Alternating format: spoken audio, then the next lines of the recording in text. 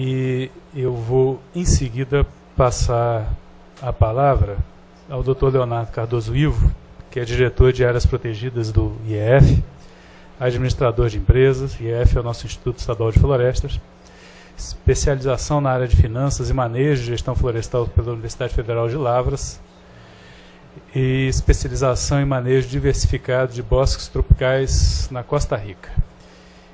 Queria registrar que nós temos feito várias reuniões com o IEF, com a diretoria de áreas protegidas, com a diretoria geral.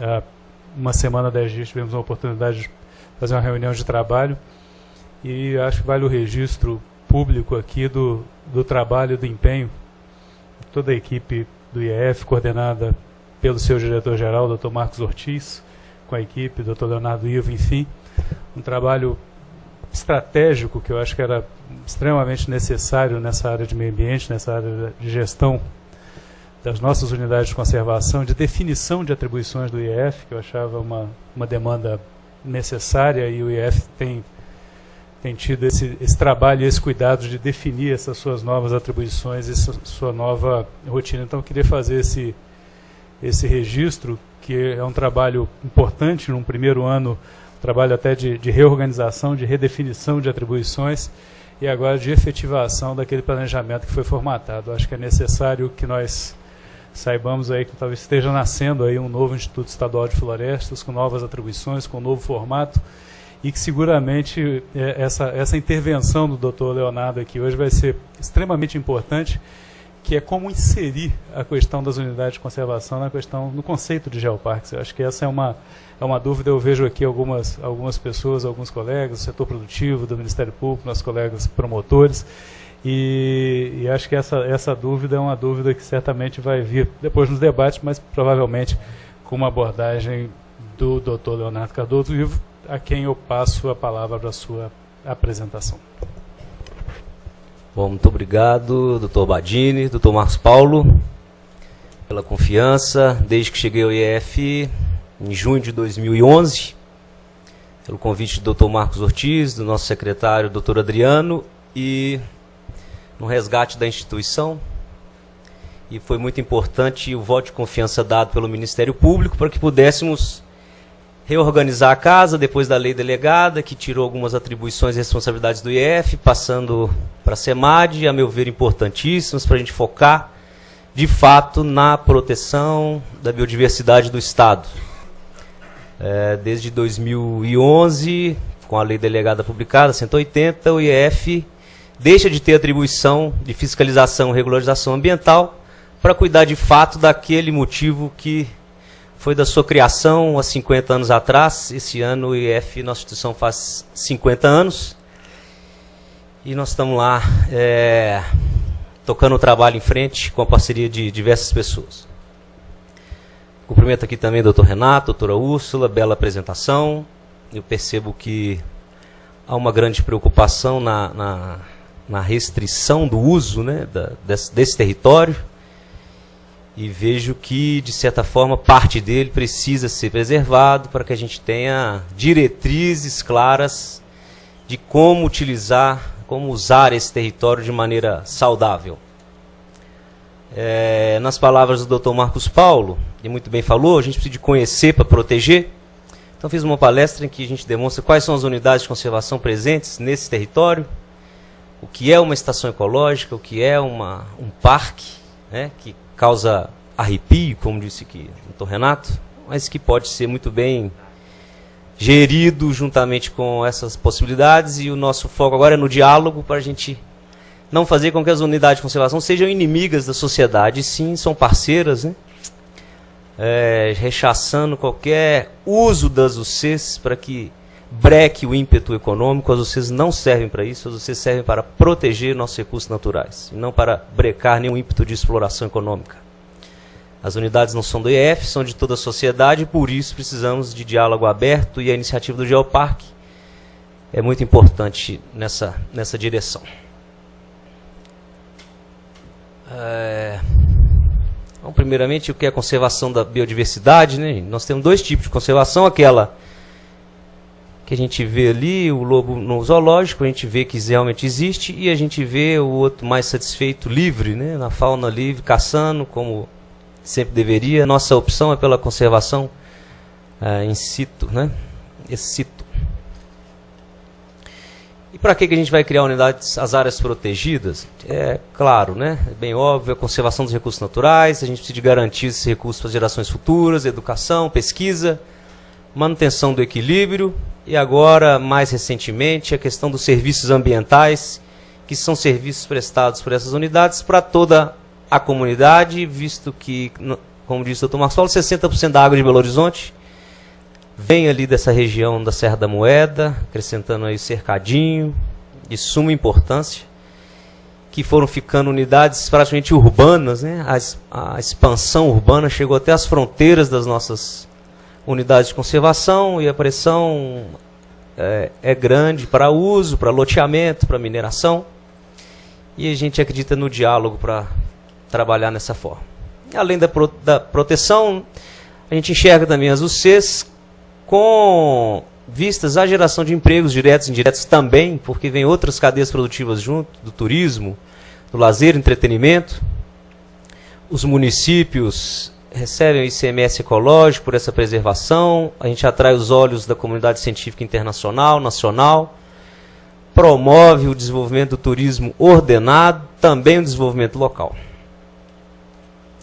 Lá atrás, né, gente, o que norteia aí as unidades de conservação, bem difuso de todos, é o capítulo lá da Constituição, que todos têm o direito ao meio ambiente ecologicamente equilibrado, de acordo com o artigo 225, os senhores devem conhecer, sempre citado.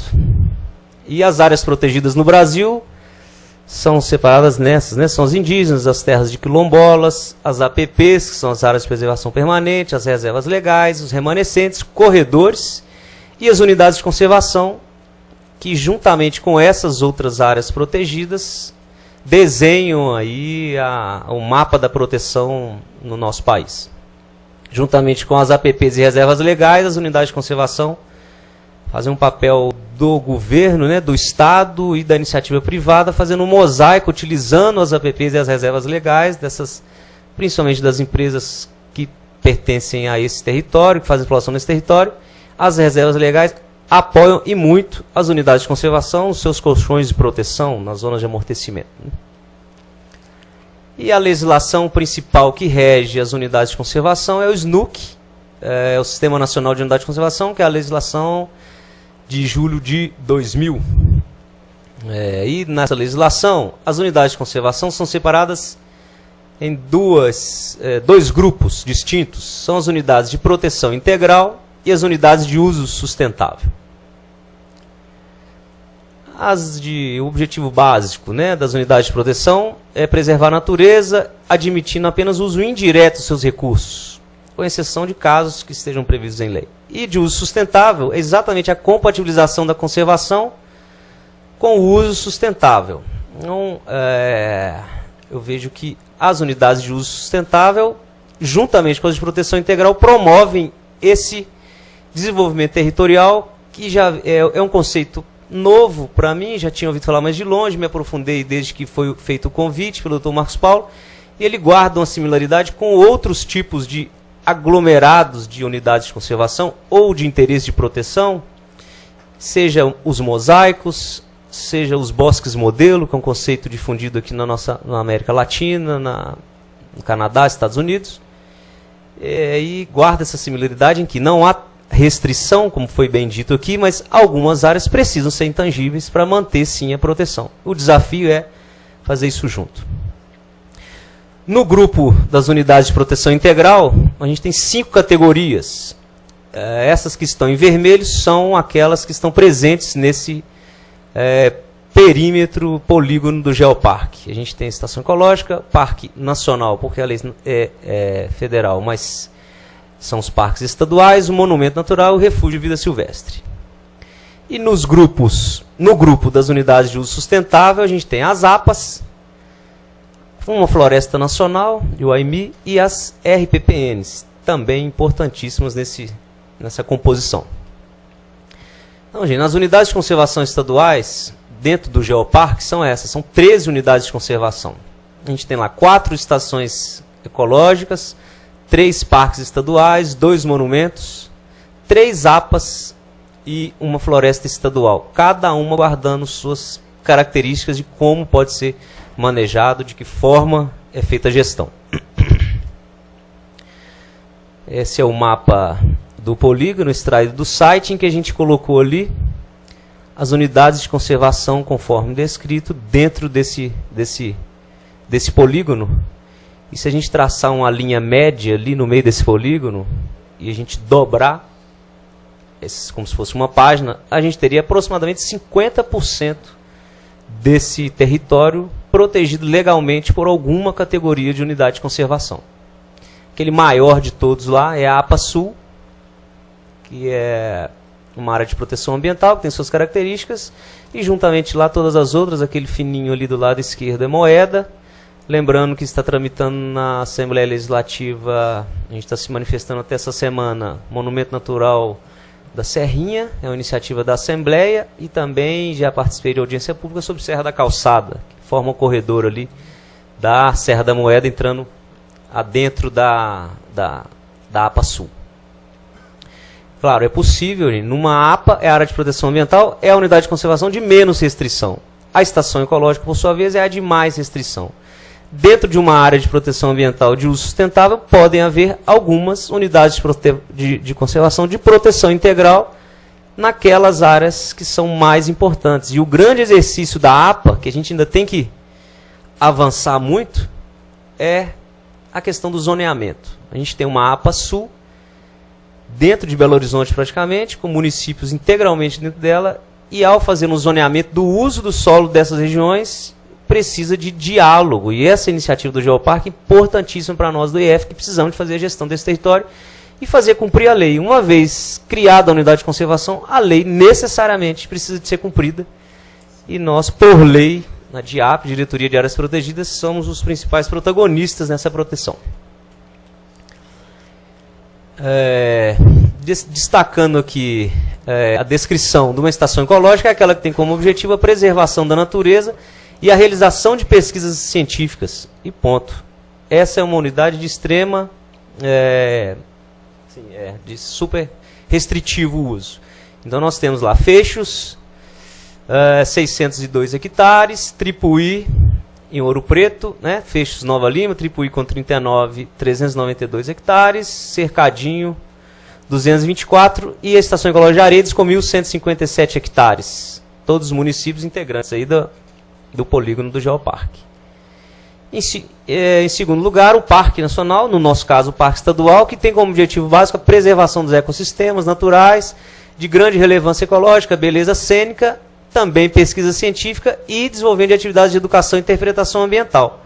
Recreação, contato com a natureza e turismo.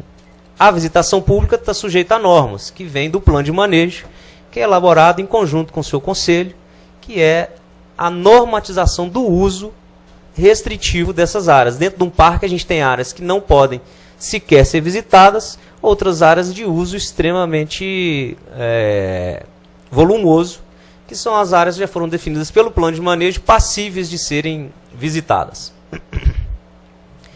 Os parques estaduais, a gente tem o Parque do Rola Moça, 3.941 hectares, o Itacolomi com 7.500 hectares, e a Serra do Ouro Branco, também fazendo, junto com a conexão com o Itacolomi, um corredor daquela região, protegendo aquela área, e que muito nos preocupa a possibilidade de mineração nesses corredores de biodiversidade. É uma preocupação, não é uma área legalmente protegida, mas faz parte da zona de amortecimento, é antagônico o interesse, mas de acordo com o diálogo, com o andamento, com boas mediações, a gente consegue avançar. Algumas fotos do Parque Estadual do Itacolomi. Uma foto do Parque Estadual do Ouro Branco. Vamos lembrar aqui, a gente está aqui com o gerente Diego, do Serra do Ouro Branco. O Juarez do Itacolomi ficou em Ouro Preto. A gente tem aqui também a Ana Paula e o Guilherme, são coordenadores da região Centro-Sul, onde está inserido o Geoparque. a Mariana, que é a nossa gerente de criação, de unidade de conservação, e a Cristiane, que é a gerente da Serra da Moeda. Aqui o Parque Estadual da Serra do Rola Moça. Ainda existe um manancial tão maravilhoso desse ao lado de Belo Horizonte, né, gente? Naquela foto ali acima, a gente vê a coraça da canga direitinho, preservada. A gente vê o desenho dela nítido, né? O manancial do Catarina. Muita gente de Belo Horizonte não conhece, nunca foi. É importante lembrar, gente, o Parque Estadual e a Estação Ecológica necessariamente são, por lei, precisam ser desapropriadas. São unidades de proteção integral que necessariamente precisam ser desapropriadas. É sabido por todos, existe um grande passivo de desapropriação no Estado e a gente agora está retomando esse processo. A atribuição da regularização fundiária no Estado agora cabe à AGE, a Advocacia Geral do Estado, desde o decreto 45432 de 2010, de julho de 2010. Um monumento natural nessa região é o monumento natural do Itatiaia e de Serra da Moeda, né? 3.200 hectares, Itatiaia, 2.372 hectares, Serra da Moeda, e essa unidade de conservação não necessariamente precisa ser desapropriada, desde que o uso do solo, o interesse do uso dessa região seja compatível com os objetivos dessa unidade. E o objetivo principal é preservar sítios naturais, raros, singulares e de grande beleza cênica. É o que a gente pôde ver naquelas fotos apresentadas. E aqui nessa, né, uma foto da Serra da Moeda, duas fotos, que é a ocorrência dos itabiritos aí da Serra da Moeda. E temos também as unidades de uso sustentável. Essas são passíveis de uso, menos restritivas, né? A APA é a menos restritiva delas, é uma área em geral extensa, com certo grau de ocupação humana, dotada de atributos abióticos, bióticos, estéticos, culturais, importantes para a qualidade de vida. E o interesse básico da APA é nortear o uso desse território, com zoneamento que não cabe, a meu ver, ao IEF definir qual é o zoneamento, e sim a partir de um grande diálogo com todos, de que forma fazer o zoneamento para que as nossas APAs não fiquem tão desmoralizadas diante da sociedade, porque se a gente tem uma APA, necessariamente a gente precisa do zoneamento. Estamos agora, nesse momento, fazendo um exercício de zoneamento desde a criação de uma APA, visto que a gente tem algumas APAs no Estado que essas providências não foram tomadas na época, e estamos fazendo um exercício na APA das nascentes do Mucuri. Tem uma equipe do IEF lá essa semana agora, em que a gente criou, no final do ano passado, uma APA nascentes do Mucuri, de 300 mil hectares, por uma iniciativa até local, a sociedade local muito preocupada com a manutenção dos seus mananciais, com o uso indiscriminado do solo, nos solicitou o estudo e a gente fez o recorte em que o município pediu para entrar na APA. Então o pessoal está lá fazendo reuniões por segmento, compondo um conselho para que esse conselho exercite a convivência com a unidade de conservação, desenvolva o zoneamento, mas com as contribuições da sociedade civil representadas nesse conselho. Aí sim nasce um zoneamento, já conversando com a sociedade local, e aí são apontados aqueles lugares dentro do mapa de 300 mil hectares que podem ser criados de algumas unidades de proteção integral. Mas isso escolhido a partir desse exercício do conselho com o órgão executivo, no caso o IEF, de que forma vamos caminhar com a implantação da APA efetivamente. Então, a gente tem 3 APAs nessa região, a APA Seminário Menor de Mariana, que fica em Mariana, da Cachoeira das Andorinhas, e a APA Sul, que é uma APA de 165 mil hectares, que abrange todos esses municípios. Uma foto da capa da Cachoeira das Andorinhas. Eu esqueci de falar, o Alberto está aqui presente, gestor da APA Cachoeira das Andorinhas, uma de suas filhas ali nadando, uma sereia de água doce ali, e a Pedra do Jacaré, característica lá da APA. A floresta estadual é o desafio para nós. A gente, em Minas Gerais, temos uma reserva de desenvolvimento sustentável, Veredas do Acari, e essa floresta estadual, que é o exercício agora do governo de como fazer para implantar efetivamente essas unidades que são de uso sustentável. A floresta estadual de Uaimi, em 4.398 hectares, não necessariamente desapropria, e é uma área com cobertura florestal de espécies predominantemente nativas, e o objetivo básico é o uso múltiplo sustentável dos recursos florestais, pesquisa científica e ênfase para métodos de exploração sustentável de florestas nativas. A candeia, bem característica dessa região, já foi bastante explorada na floresta e, há um tempo atrás, com o nome de bosque modelo, foi tentado uma organização desse uso, não conseguiram, e agora a gente vai retomar esse trabalho. Isso que a gente pode reconduzir, a gente pode conduzir a regeneração da candeia. Ela é uma árvore extremamente agressiva, com bom potencial econômico, e o manejo correto dela propiciaria ou propiciará ganhos para aquelas comunidades que estão no entorno, além de outras atividades. Aí uma foto da Floresta Estadual de Uaimi.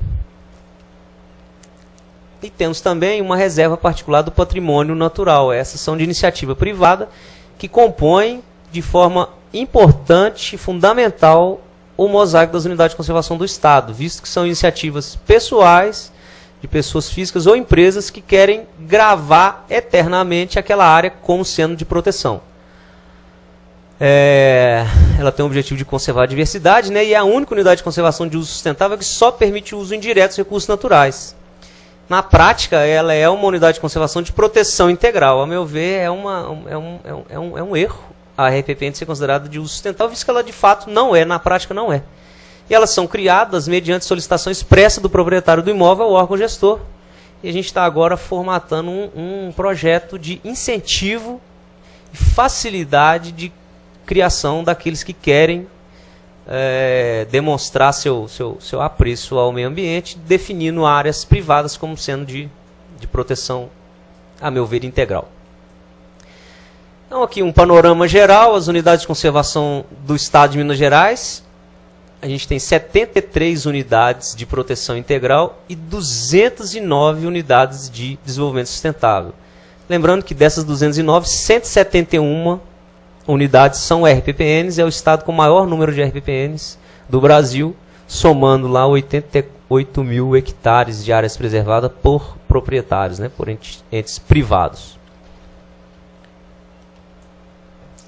Essa é uma foto, uma imagem de satélite, com visto de cima, né, qual é a composição das unidades de conservação no estado. As que estão em verde claro são municipais, as verde médio são as estaduais e aquelas verde escuro são as federais.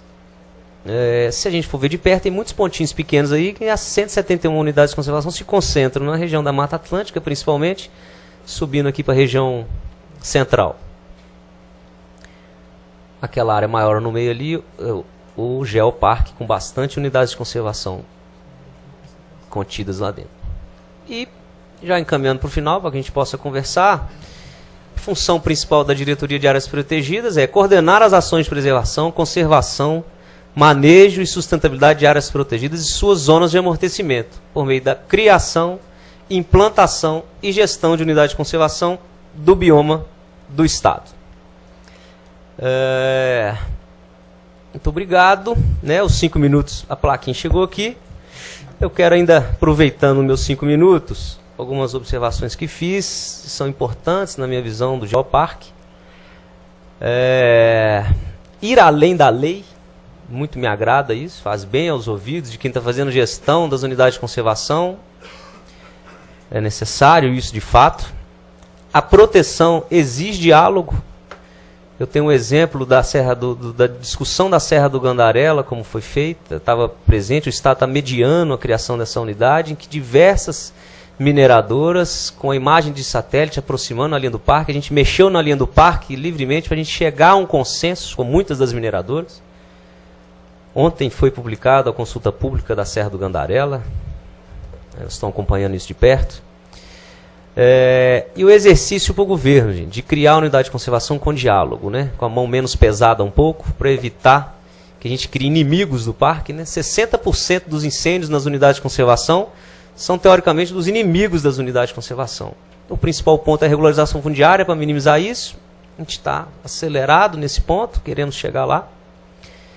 E, mais uma vez, eu senti falta, acho que é uma dica, eu sou egresso do SEBRAE, trabalhava exatamente com desenvolvimento territorial, e senti falta do SEBRAE nesse grupo, que muito tem a contribuir nessa questão do desenvolvimento territorial, o ordenamento das cadeias produtivas, turismo, fundamental a participação do SEBRAE. A gente tem um diretor que é envolvido com essa área, que é o Dr. Luiz Márcio Haddad, que poderia muito bem compor esse grupo.